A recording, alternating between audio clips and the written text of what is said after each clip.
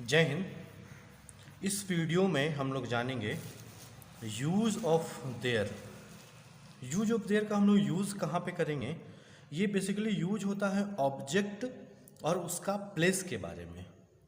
मतलब ऑब्जेक्ट हम आपको पिछले वीडियो में बता दिए हैं कि ऑब्जेक्ट किसी चीज़ को भी हम लोग बोल सकते हैं। जैसे कि उसका डेफिनेशन हो गया कि जिस चीज़ को भी हम छू सकते हैं या देख सकते हैं या फिर उस चीज़ को फील कर सकते हैं, महसूस कर सकते हैं, उस चीज़ को हम लोग ऑब्जेक्ट कहते हैं। और वो ऑब्जेक्ट एक पार्टिकुलर प्लेस पे मौजूद होता है, उसको हम लोग प्लेस बोलेंगे कि वो किस जगह पे मौजूद है। वो ऑब्जेक्ट जो है किस जगह पे मौजूद है, उस चीज़ के लिए हम लोग एक सेपरेट वीडियो बना रहे हैं। इसका भी 4 तरह का लाइन होता है। जैसे कि इस लाइन से बनेगा कि मेरे रूम में एक बेड है। एक सिंपल लाइन हो गया कि मेरे रूम में एक बेड है। ये प्रेजेंट टेंस में हो गया कि मेरे रूम में एक बेड है। अभी फ़िलहाल वर्तमान में है मेरे रूम में एक बेड। तो बेड है गया ऑब्जेक्ट और उसका प्लेस हो गया रूम में। तो क्या है, तो बेड है। कहाँ है, तो उसका प्लेस हो गया मेरे रूम में है। उसी प्रकार अगर पास्ट टेंस में रहेगा तो मेरे रूम में एक बेड है, उसको हम लोग पास्ट टेंस में बोलेंगे कि मेरे रूम में एक बेड था।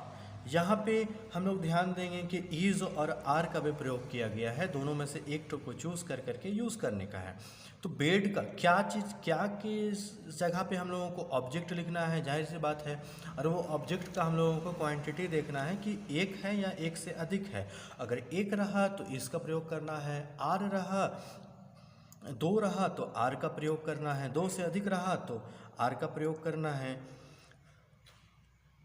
उसके बाद हम लोग देखेंगे कि पास्ट टेंस में कि मेरे रूम में एक बेड था।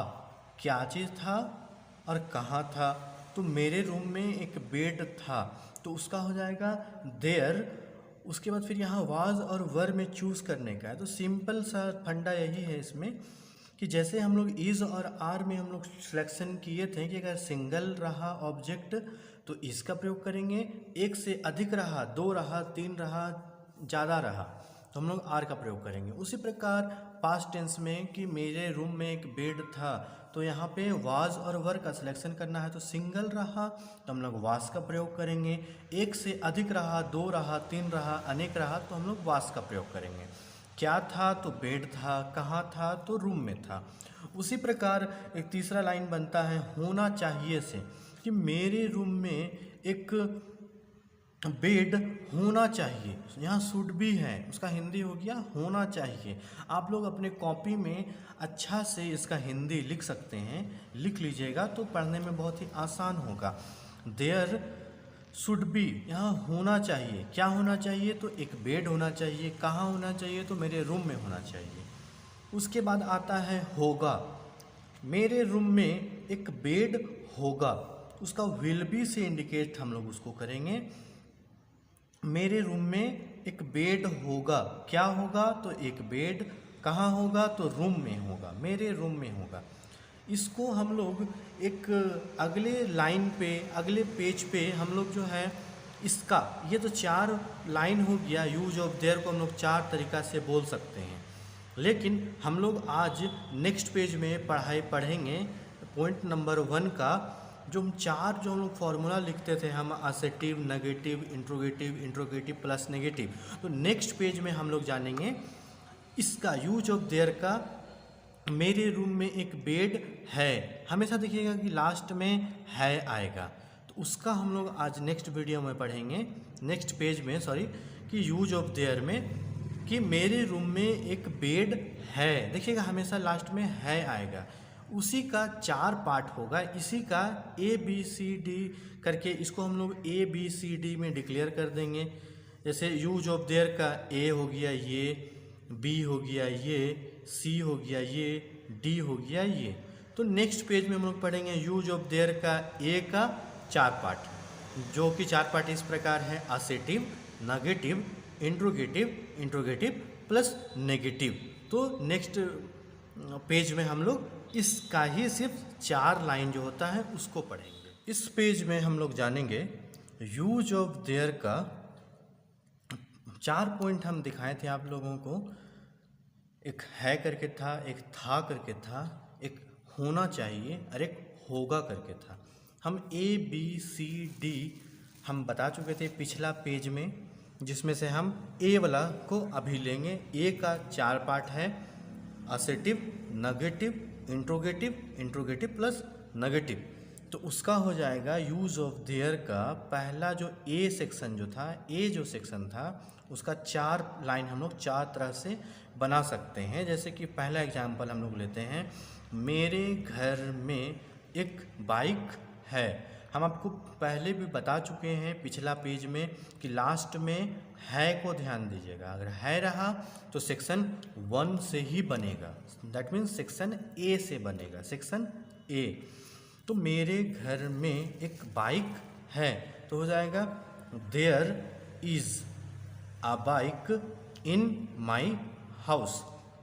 हम हमेशा बता दिए आप लोगों को कुछ चूज़ करना पड़ेगा इज़ और आर में। तो सिंगल ऑब्जेक्ट हुआ तो इसमें ऑब्जेक्ट हो गया आपका बाइक और घर हो गया आपका प्लेस हो गया। इस लाइन में ऑब्जेक्ट हम लोग इसको बोलेंगे और घर भी एक तरह का ऑब्जेक्ट है, लेकिन इस लाइन में हम लोग एक तो इसको ऑब्जेक्ट मानेंगे और इसको हम लोग मानेंगे प्लेस। दैट मीन्स कहाँ है तो घर में है, क्या है तो बाइक के बारे में बात हो रहा है ना, इसलिए हम लोग इस चीज़ को लिखेंगे फॉर्मूला असेटिव से, क्योंकि यहाँ पे नहीं का प्रयोग कहीं पे भी नहीं है, देख लीजिए, या फिर क्या का प्रयोग कहीं पे नहीं है, इसलिए हम लोग इसको असेटिव लाइन ही मानेंगे इसको। तो उसका हो जाएगा असेटिव लाइन, उसका हो जाएगा according to formula there is और आर का यहाँ पे यूज़ करना है, चूज़ करना है यहाँ पे। तो देखी जाए कि बाइक का क्वांटिटी वाइज ये कितना है, क्वांटिटी वाइज सिंगल है, दैट्स वाई हम लोग इज़ का प्रयोग करेंगे। उसके बाद फिर क्या है तो बाइक है तो हो जाएगा देयर इज़ अ बाइक, इन है लिखा हुआ तो इन लिखेंगे। उसके बाद फिर कहाँ है तो हो जाएगा इन माई, कहाँ है तो हो जाएगा हाउस। उसी प्रकार एक इसी का दूसरा लाइन जो कि नकारात्मक होता है, नेगेटिव होता है, उसका हो जाएगा मेरे घर में एक बाइक नहीं है, तो उसका आ जाएगा नेगेटिव लाइन।